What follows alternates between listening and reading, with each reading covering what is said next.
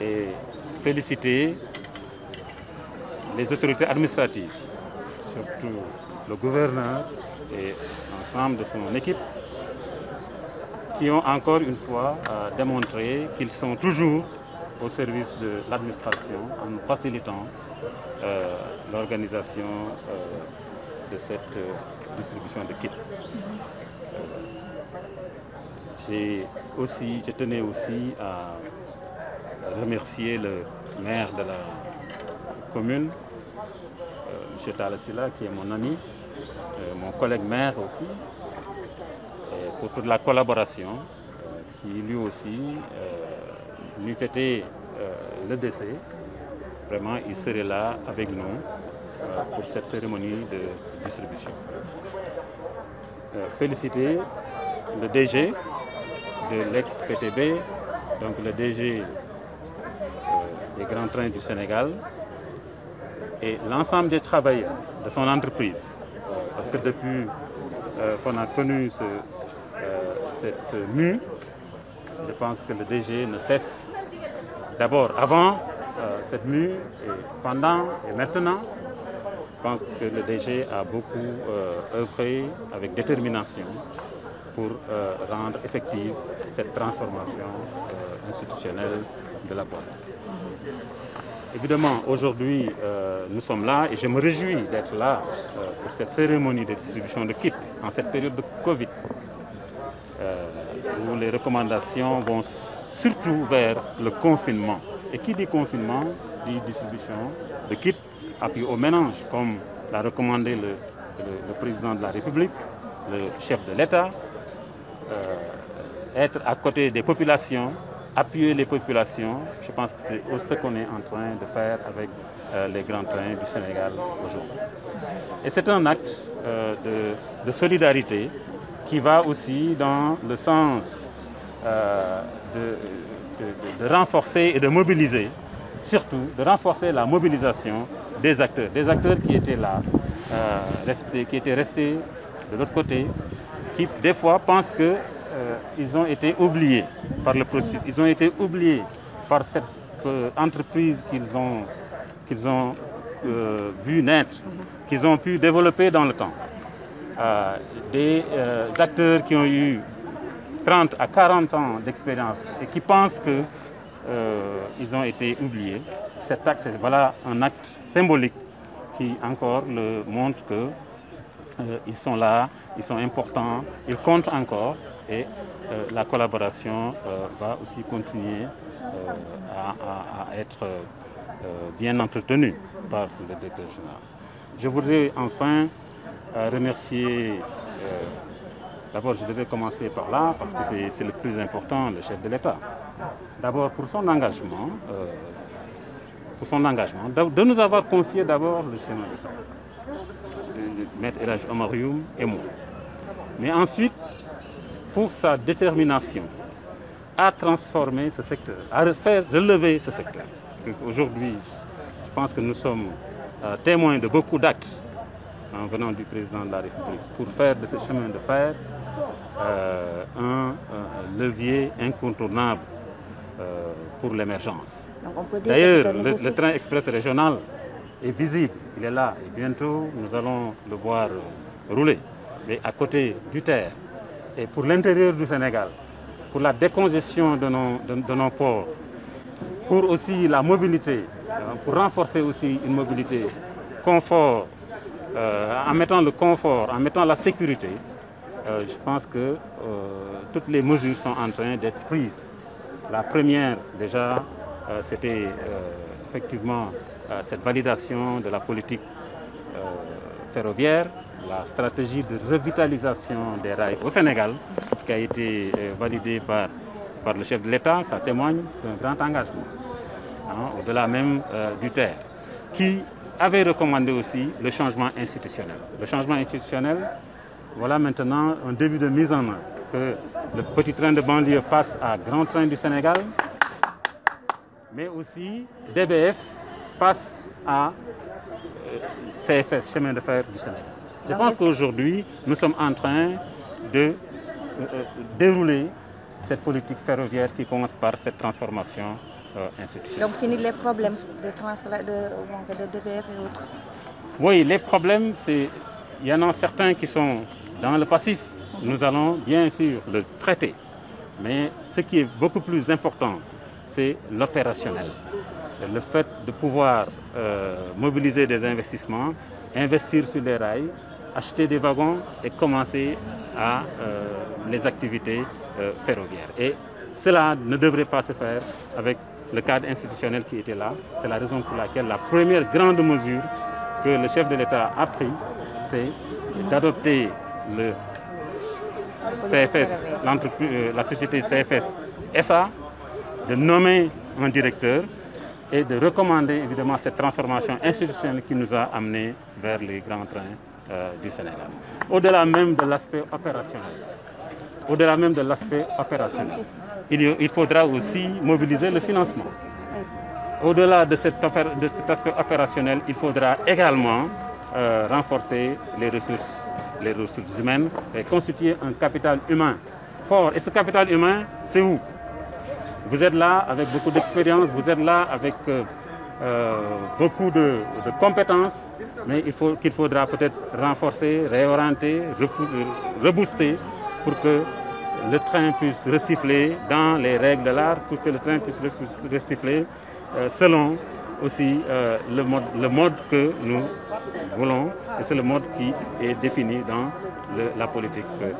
ferroviaire. Vraiment, je voudrais enfin,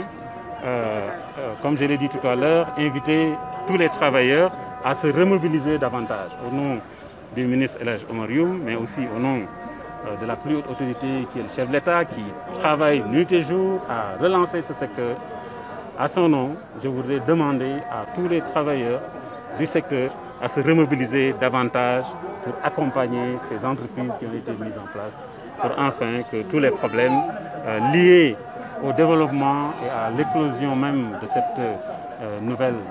dynamique puissent être enfin résolus. Et aux autorités, effectivement, que ce soit municipales et administratives, vraiment, encore une fois, nous renouvelons notre soutien et notre collaboration, et je voudrais bien transmettre tous nos remerciements à tout le personnel et surtout à vos équipes pour ce travail important que vous avez mené pour qu'enfin qu'on puisse réaliser cet événement. Ah voilà, s'il vous plaît, ñu tënk ko rek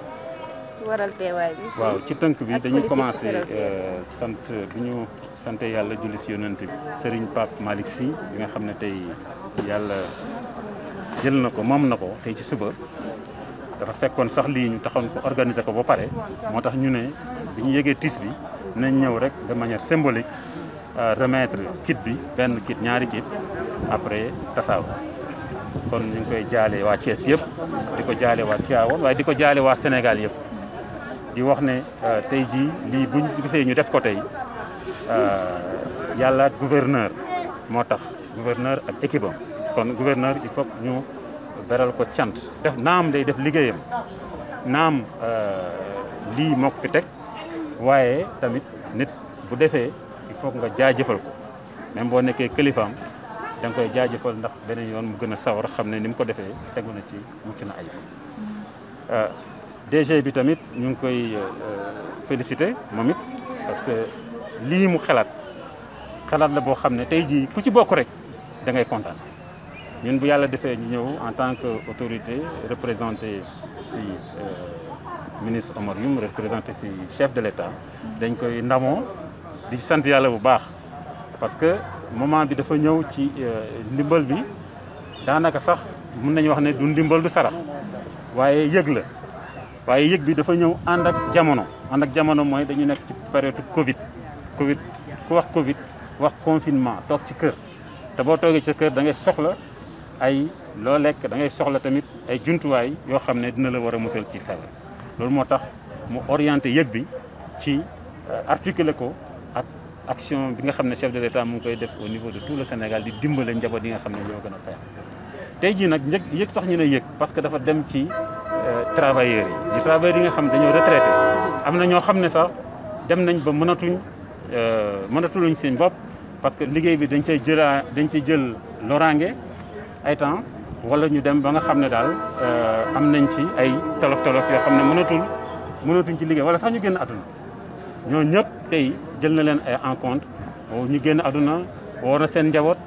wax na leen fàttewuñ leen ñi nga xam dañu retraité toog nañ seen kër woo nañ leen ne leen fàttewuñ leen dafa romb sax travailleur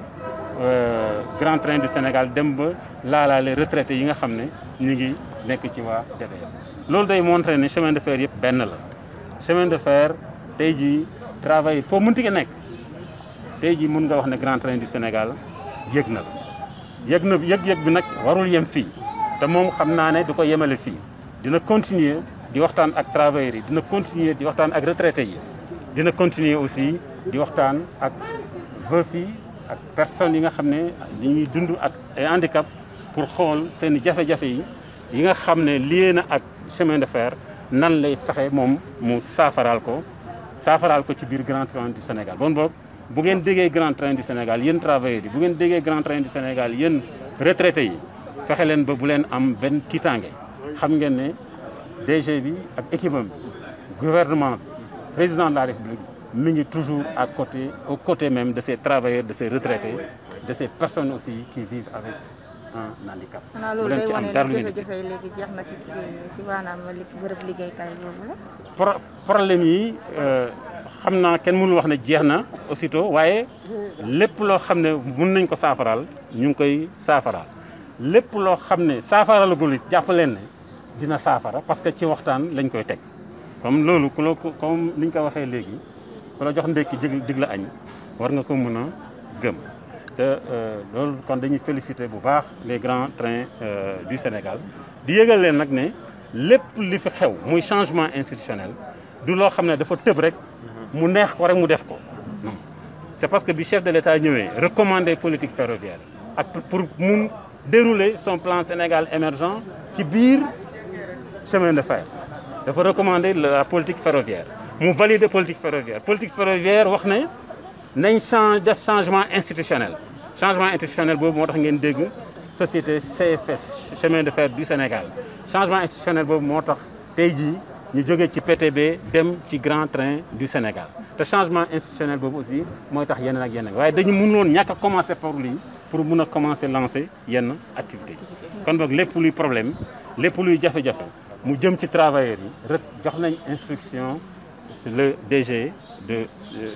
GTS mu toog ci ak travailleurs yi toog ci ak retraités yi waxtaan ak ñoom pour que ñu andi ay solutions. maanaam yaakaar mën na am.